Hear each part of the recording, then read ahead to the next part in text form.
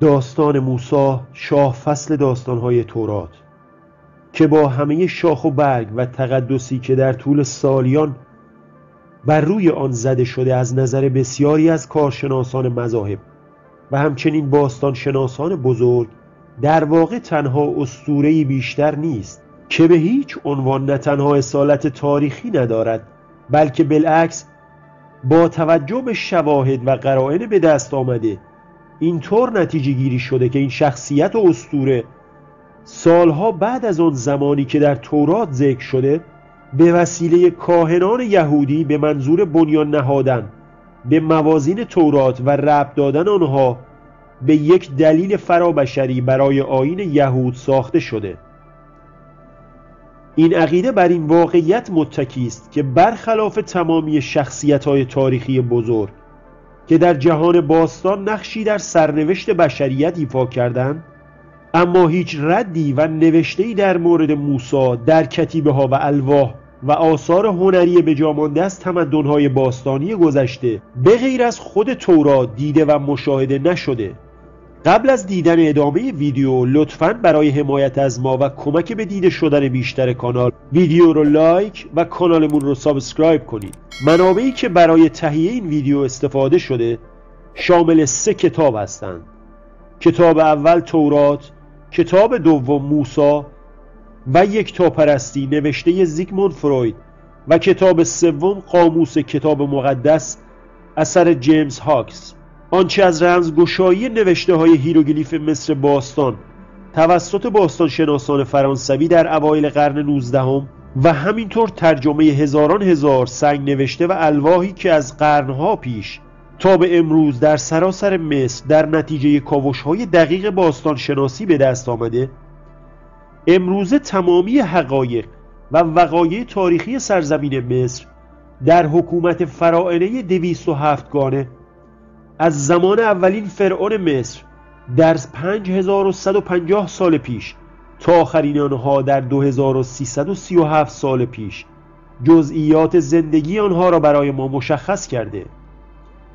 مثلا اینکه اولین فرعون در 5000 سال پیش در بحبوحه شکار توسط یک گراز وحشی کشته شد، و یا اینکه رامسس پنجم از بیماری آبله درگذشت و آمنوفیس سوم که قد کوتاهی در اندازه 1.56 سانت داشته و اکثرا دچار دندان درد بوده در طی 10 سال توانسته 100 قلاد شیر را به تنهایی شکار کند. تمامی این موارد در این هزاران لوح و سند به جا مانده از آن زمانها و کشف شده توسط بزرگترین باستانشناس‌های دنیا ثبت و ضبط شده و به ما رسیده. اما در این سنگ نوشته ها و الواح کوچکترین اشاره‌ای به حوادث بزرگ و خارق‌العاده‌ای مانند اینکه رود نیل در عرض یک روز تبدیل به خون شده باشد، یا اینکه همه حیوانات چهارپای مصر به صورت یکجا و ناگهانی مرده باشند، و یا اینکه فرعونی با سپاهیان و تجهیزات کامل نظامی خود در دریای سرخ یا رود نیل به طور کامل غرق شده باشند، نمیتوان یافت. نه تنها در اسناد مصری بلکه در هیچ سند یا لوح بابلی و آشوری و یونانی و همینطور لاتین هم نمیتوان پیدا کرد. ولتر در کتاب فرهنگ فلسفی خود این چنین گفته: آیا میتوان قبول کرد مردی به نام موسی وجود خارجی داشته است، ولی از چنین مردی که میتوانست سیستم طبیعت را به میل خود تغییر دهد و آن را بارها و بارها از مسیر خود منحرف سازد و از معجزات خارق‌العاده او حتی یک کلمه در تاریخ مصریان سخنی گفته نشده باشد؟ همینطور هیچ کدام از مورخان بزرگ باستانی از جمله هرودوت حتی یک کلمه هم در مورد چنین مرد خارق‌العاده‌ای سخنی نگفته باشند. در واقع حتی هیچ یک از مورخان مصری هم به هیچ عنوان نتوانستند سخنی در مورد موسی به استناد از مورخان مشهور و بزرگ دنیا در کتب خود بنویسند. وقتی کاهنان مصری داستان زندگی موسی را می نوشتند، قرنها بود که افسانه‌های شرقی تمامی آنچه را که به موسی نسبت داده شده بود درباره خدای یونانی باکوس حکایت کرده بودند. طبق افسانه‌های یونانی، باکوس از دریایی که پیشاپیش او خشک شده بود گذشت، آب رودخانه را به خون تبدیل کرد و همینطور عصایش را هم به اژدها تبدیل کرد. تمامی این داستانها در قالب ترانه‌هایی در مراسمات میگساری در یونان باستان در مدح خدای باکوس، خدای شراب، بر زبان آورده میشد، بدون آنکه کسی در یونان از وجود قوم کوچک و بیابانگرد و فقیر و تازه تشکیل شده ای در سرزمین اورشلیم به نام قوم عبری خبری شنیده باشد. آنچه که میتوان مورد توجه قرار داد این است که این بیابانگردان تازه وارد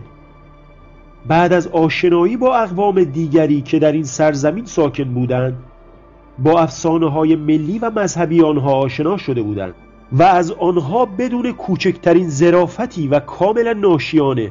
کپی برداری کرده بودند. همینطور امروزه زبانشناسان به این حقیقت باور دارند که کلماتی چون الیاهو، الوهیم و یهوه که در میان یهودیان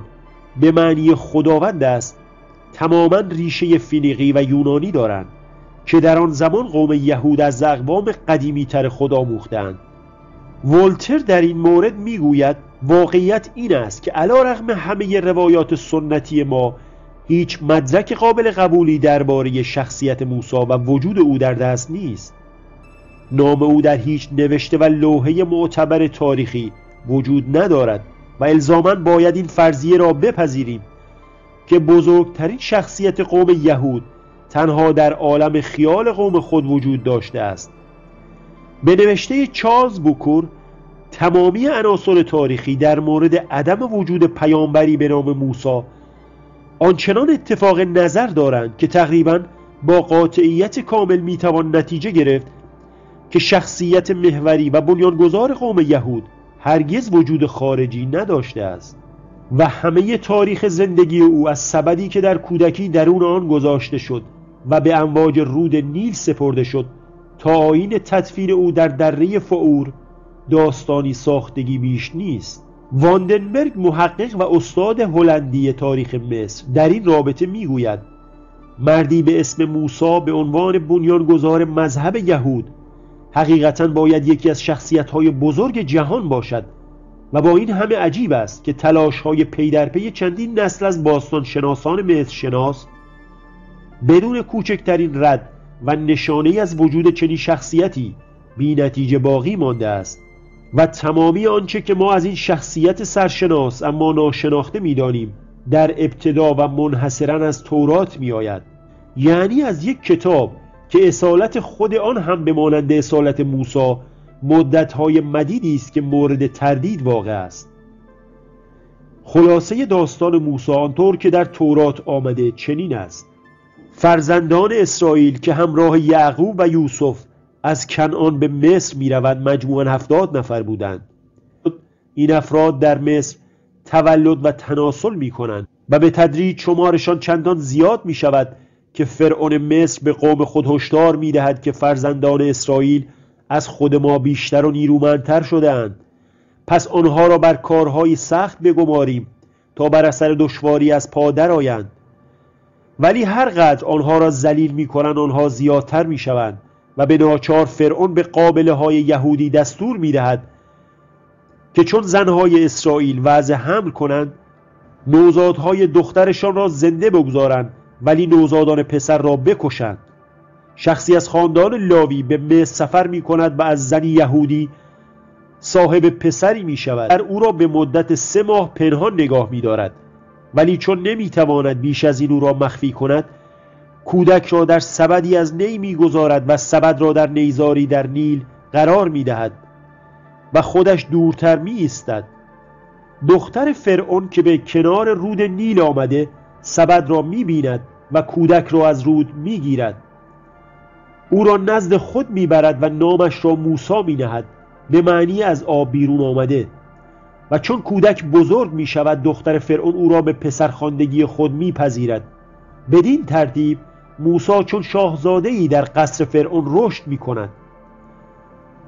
موسی در زمان جوانی شخصی مصری را به خاطر اینکه یکی از یهودیان را آزار داده بود می کشد و از بیم اینکه دستگیر شود از مصر فرار می کند یا با دختری به نام صفورا ازدواج می کند.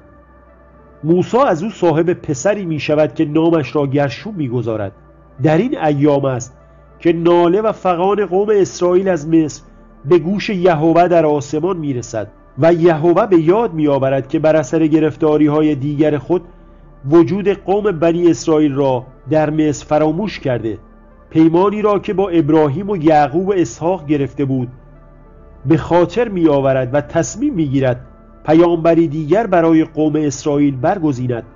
تا آنها را از مصر خارج کنند.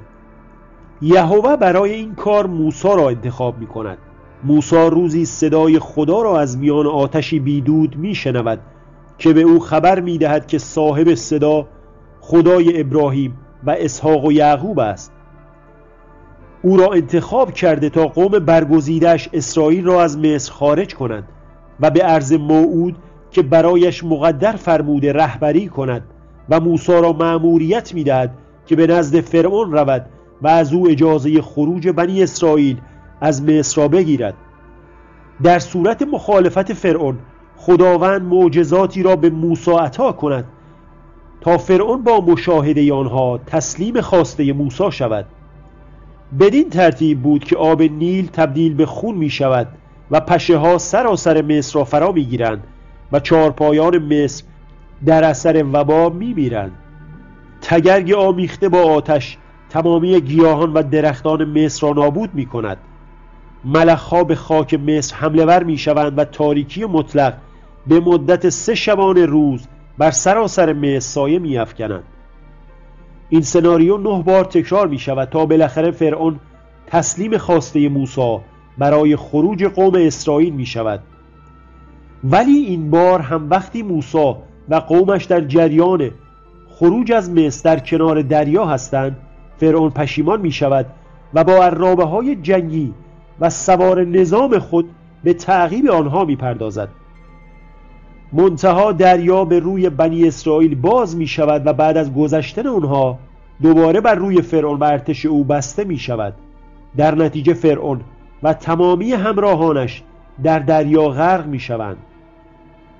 بررسی های فراوانی که در حوزه باستان شناسی در طول 200 سال گذشته انجام گرفته نشان می دهد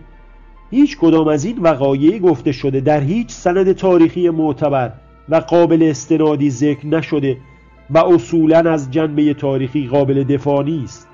حال باید به این نکته توجه کرد که اگر حتی بخش کوچکی از این ادعاهای تورات در مورد معجزات موسی حقیقت داشت، باید به چند نمونه از آنها در اسناد بیشمار مصر کهن اشاراتی شده باشد. کدام عقل سلیم می تواند قبول کند وقوع حادثه‌ای بزرگ مانند دوپاره شدن دریا و عبور هزاران نفر از میان آن جایی در تاریخ و اسناد تاریخی نداشته باشد؟ سپاس از شما عزیزان که تا آخر ویدیو با ما همراه بودید.